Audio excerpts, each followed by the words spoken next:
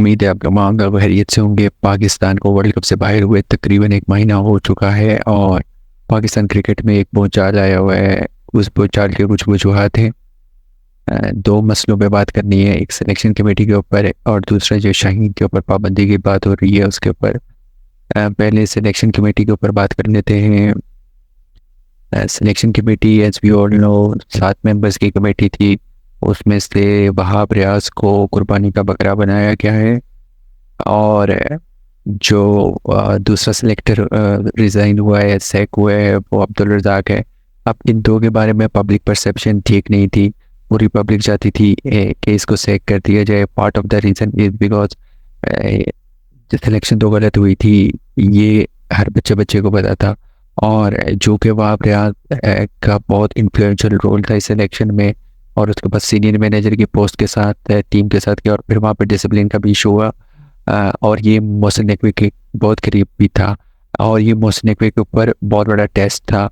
लेकिन अब सिर्फ इन दो को सैक करने से क्या मसला हल हो जाएगा? मेरे ख्याल में नहीं। सिलेक्शन कमेटी में एक और बंदा है जिसके ऊपर बहुत बड़ा सवालिया निशान है, उसका नाम है बिलाल अफजल, जिसका क्रिकेट के साथ कोई ताल्लुक नहीं है। मोहसिन नकवी के साथ रिलेशन हैं या फिर PMLN की किसी बड़ी शख्सियत के साथ उसके रिलेशन हैं, जिसकी वजह से ये निगरान हुकूमत में पहले वेटरनरी का वजीर था, देन क्रिकेट सिलेक्शन कमेटी में इसको एक मेंबर बनाया गया, जो कि बिल्कुल क्वेश्चनेबल है। और यहाँ से सोच का पता चलता है मोहसिन नकवी रेटोरिक किए हैं, बाज़ाहिर ऐसा लगता है कि बहुत अच्छे एडमिनिस्ट्रेटर हैं, मेरिट पे काम करते हैं, लेकिन ये एक बंदा जो सिफारिश पे सिलेक्शन कमेटी का मेंबर है और इसकी इनपुट होगी डिसीजंस में, और वो जो टीम सेलेक्ट होगी वो सिफारिश पे नहीं होगी, इस चीज़ की क्या गारंटी है?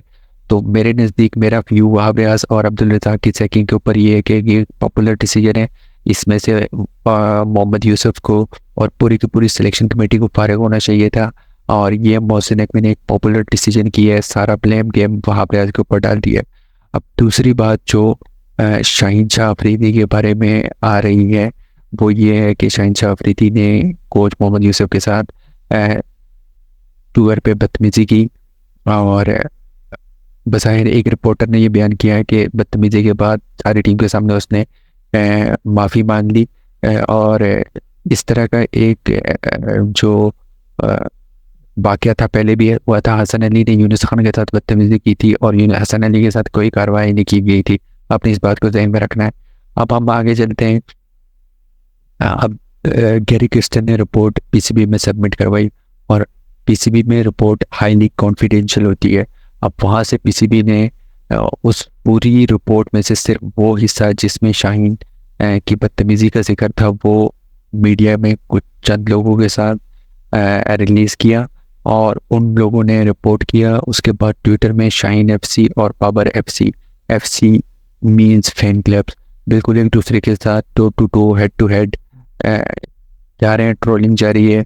अब जो शाहीन कह रहा है, शाहीन के फैन क्लब ये कह रहे हैं कि जो बाबर है वो इस तमाम मसले के पीछे है, और जो बाबर के फैन कह रहे हैं कि शाहीन ने ग्रुपिंग की है और टीम की जो ख़राब कारकर्दगी है इसका जिम्मेदार शाहीन है। तो बज़ाहिर PCB के अभी इसके ऊपर कोई बयान नहीं आया, कोई तरतीब नहीं आई, और इससे ये शो होता है कि जो PCB में बैठे हुए लोग हैं वो शाहीन को कुर्बानी का बकरा बनाने की तैयारी कर चुके हैं। इस सारी शिकस्त की जिम्मेदारी शाहीन के ऊपर डालकर अपने बाबर आजम और जो तमाम सीनियर प्लेयर्स बुरी तरह फेल हुए हैं उनको बचाया जाएगा, और फिर बाबर आजम को कप्तान बरकरार रखा जाएगा।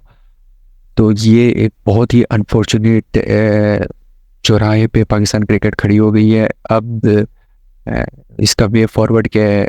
मेरे ख्याल में शाहीन को आज कोच गिलेस्पी का बयान आया है कि उसके यहाँ बच्चे की विलादत है जिसके लिए उसको रेस्ट दिया जाएगा। तो कवर करने के लिए ये रेस्ट का लफ्ज़ इस्तेमाल होगा, लेकिन मेरे नज़दीक ये एक बहुत बड़ी दरार जो कि पहले ही पड़ चुकी थी, अभी वो बिल्कुल इस्तिवार हो चुकी है जो शाहीन और बाबर के दरमियान, और ये टीम का माहौल बहुत ख़राब करेगी। और अब यहाँ पे ट्विटर में फ़ैन क्लब जो पेड ट्रोल्स हैं, जो PR एजेंसीज हैं, वो बाबर के जो पेड ट्रोल्स हैं वो ये परसेप्शन देने की कोशिश कर रहे हैं कि जो टीम की बुरी परफॉर्मेंस थी उसमें सारे का सारा कसूर शाहीन का था। शाहीन से जब कैप्टनसी ली गई उसमें से 10 मैच में खेला है बाबर के अंडर, 10 में से 4 में वो मैन ऑफ द मैच है।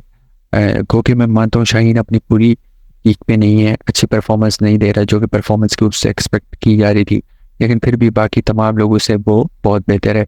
तो जो 10 में से 4 मैचेस में मैन ऑफ द मैच है, वो कैसे साजिश कर सकता है, वो कैसे शिकस्त का जिम्मेदार हो सकता है। और बाबर के का वर्ल्ड कप फेल हुआ ये, और पूरा बयान शाहीन के ऊपर, और पूरी जो अटेंशन है, सेंटर ऑफ अटेंशन है, वो शाहीन है, शाहीन का बिहेवियर है। और जो क्रिकेटर्स ने वर्ल्ड कप में परफॉर्मेंस दी है वो नहीं है। ये बहुत डेंजरस थिंग है। अब इस चीज़ को मुझे तो होपफुल नहीं हो इस मौसम में भी, इस बोर्ड से भी।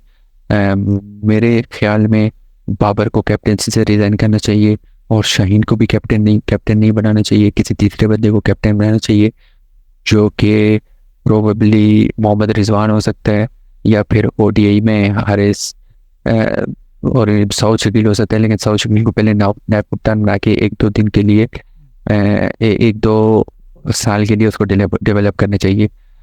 तो ये बहुत पाकिस्तान क्रिकेट चौरा है। अगर बाबर पाकिस्तान टीम का कैप्टन रहा तो चैंपियंस ट्रॉफी में भी ग्रुप स्टेज में बाहर पहुंच सकते हैं, क्योंकि टीम का माहौल ऐसा बना हुआ है। वीडियो कैसी लगी प्लीज़ राय दीजिएगा।